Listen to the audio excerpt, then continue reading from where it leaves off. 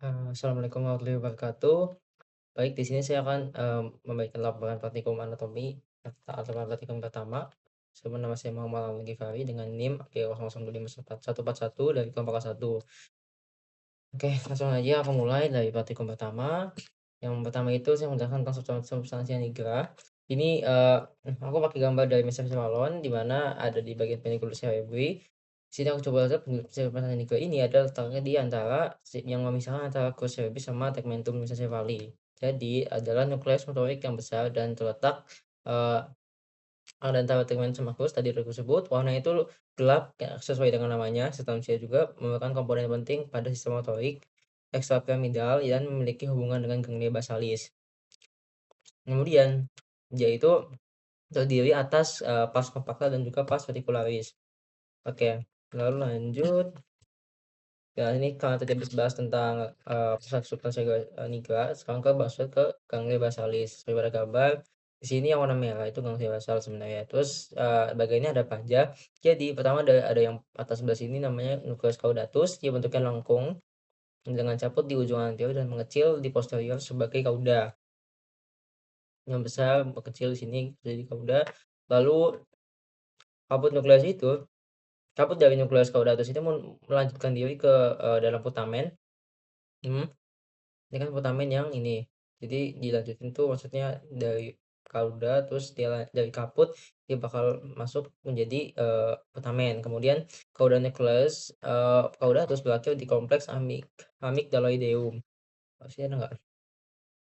Ada amigdala di sini. Kemudian nucleus lentiformis terdiri dari dua bagian. Ada putamen dan juga ada globus pallidus yang ini. Kemudian dipisahkan lamina medullari externa. Ini enggak ada nama. Terus lalu ada corpus amygdaloideum itu berhubungan dengan sistem limbik, ia berhubungan erat dengan uncus pada gius hippocampus. Next ada claustrum, lamina giusnya tipis antara putamen dan insula. Ini insulanya enggak gitu kelihatan. Lalu lanjut ada di sini itu trunkus encephalitis. Jadi untuk trunkus encephalitis sendiri itu dia dibagi jadi 3, ada mesencephalon, ada pons, kemudian ada medulla oblongata. Mungkin sih sama seperti yang udah aku sebutkan tadi di mesencephalon, dia tuh terdiri dari dalam itu ada pedunculatus cerebri, dia ada aqueductus mesencephalic, terus ada tectum mesencephali. Untuk penugas cerebri tadi udah aku bahas di sebelumnya di mana dia dibagi menjadi corpus cerebri sama tegmentum mesencephaly, terus tengah-tengahnya ada substantia nigra. Tapi kalau yang tegmentum mesencephaly dia itu bagian dorsal yang paling belakang dari mesencephalon atau atap dari midbrain. Struktur ini itu terdiri dari dua pasang tonjolan, ada colliculus inferior sama colliculus superior. Kemudian untuk untuk aqueductus mesencephaly itu menghubungkan antara ventriculus tertius dengan ventriculus quadratus. Next-nya ada pons. Yang kedua ada urutan yang ke pons. Pons itu yang ini, yang menonjol ini dari batang otak atau trunkus encephalicus. Yang ini. Tadi kan kita udah bahas yang mesencephalon, nanti ada di sini tuh bakal ada medulla oblongata, tapi sini pons dulu. Di pons ini dibagi dua, ada pars basilaris pontis sama pars tegmentalis pontis. Kalau yang pars basilaris ini bagian depan ventral, kita bisa lihat di sini. Ini dari depan tampaknya seperti ini.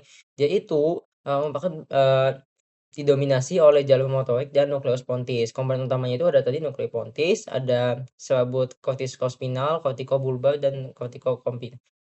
Terus ada pontos cerebrus menuju ventriculus cerebralis medius. Fungsinya itu dia menghubungkan korteks, pons dan cerebellum untuk koordinasi gerak menjadi jalur utama motorik volunteer. Kemudian dia juga berperan dalam penghalusan dan sinkronasi gerakan. Lanjut di Gosoli ada di bagian kedua yaitu pars tegmentalis. Tadi kan ada pars ventral, yang sekarang untuk bagian belakang atau pars tegmentalis pontis. Dia itu tadi seperti yang aku bilang tadi letaknya ada di belakang. Dia itu lebih kompleks karena banyak nuklei dan jalur sensorik. Kemudian komponen utamanya itu ada terdiri dari nukleus cranial. Di tempat ada tempat saraf kranial lewat situ. Pertama ada saraf kranial 5 ada esophagus, ada abdusen, ada facialis, ada vestibular cochlear atau 12, ada 3, wait 8 maksudku, 13, 8. Terus kemudian ada ascending tracts, dia itu lemnicus medialis, ada spinalis lateralis. Ada formatio reticularis, ini namanya tadi. Masih yang ini enggak ada deh kayaknya menurutku. Oke, lalu fungsi utama itu integrasi sensorik dan refleks motorik. Dia juga mengatur fungsi otonom, napas, otonom postural, dan mendukung kesadaran melalui sistem retikular. Lanjut, eee, bagian paling terakhir itu, organ terakhir ada medulla oblongata. Di bagian medulla oblongata ini sama dia ada sorry, dia itu ada aspek eksterna sama ada aspek interna dibagi dua. Untuk aspek eksterna itu, langsung aja letakkan batasnya itu di bawah pons, dia berlanjut menjadi medulla spinalis nantinya. Batas atasnya itu ada sulcus bulbopontinus dan batas bawahnya ada foramen magnum. Permukaan ventral itu yang ventral yang depan ada pyramids, aduh ada pyramids yang ini.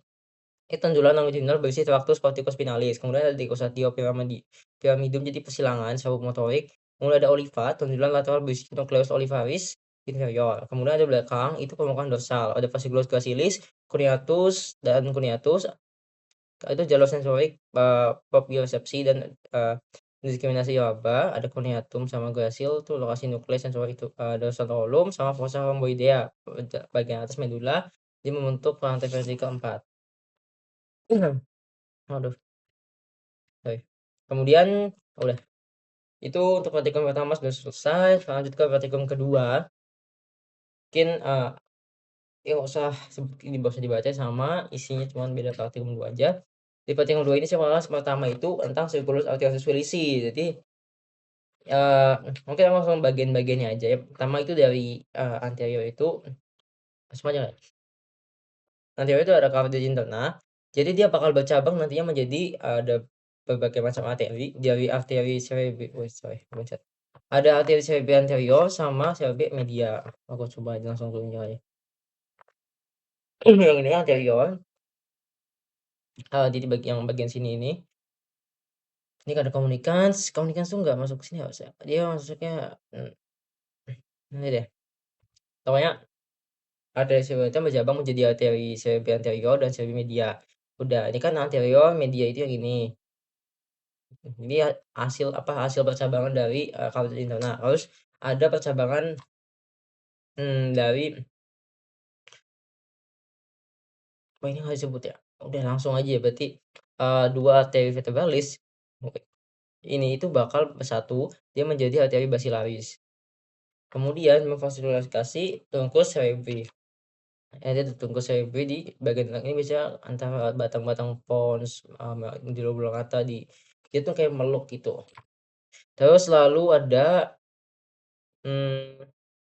wait mana ya? Tadi aku yang mana ya? Basilaris, terus juga ada, nanti basilaris ini bakal bercabang menjadi arteri cerebri posterior, yang ini 2. Terus kemudian dia bakal 2 dan sama 2 arteri cerebri anterior dihubungkan oleh arteri pembalikan anterior, maksud yang ini. Kemudian arteri cerebri posterior dan arteri cerebri media dihubungkan oleh arteri komunikan posterior. Itu yang ini. Jadi itu kan media sama ini posterior dihubungkan sama arteri komunikan. Oke, itu aja. Next-nya itu ada nervus-nervus apa saja sih yang dimana dia tuh keluar lewat pons. Nervusnya nervus cranialis tepatnya.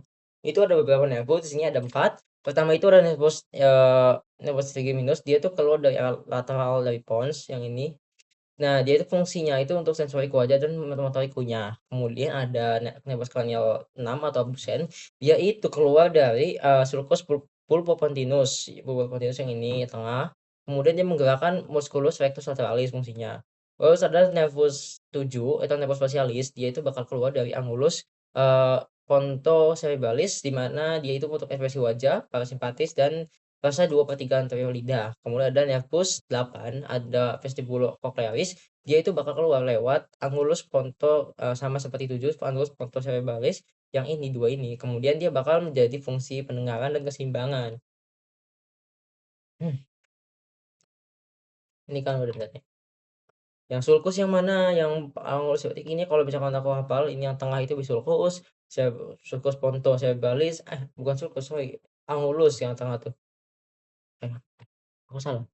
Bukan, yang Anglus yang ini 2 ini, yang di mana di tempat keluarnya hapus 8 sama 7, nah sulcus ini buat hapus 6 absen, kemudian yang bagian lateral ini hapus 5. Biasanya namanya itu sih yang harus dihafal kayak 5 itu nervus. Apa, nervus itu nervus, berarti artinya kan nervus 8 itu keluar lewat angulus ponto, yang angulus ponto cerebralis, yang ini yang kiri atau yang pinggir. Kalau yang bagian tengah itu sebetulnya sebagai sulcus pulpopontinus, keluarnya tepat keluarnya dari nervus 6. Oke. Oke, mungkin itu aja, untuk laporan praktikumnya, dari praktikum 1 sampai praktikum 2. Mungkin kurang lebihnya itu saja dari saya. Sebelumnya kalau ada salah, materi atau salah kata, saya ucapkan mohon maaf. Wassalamualaikum warahmatullahi wabarakatuh. Langsung ini.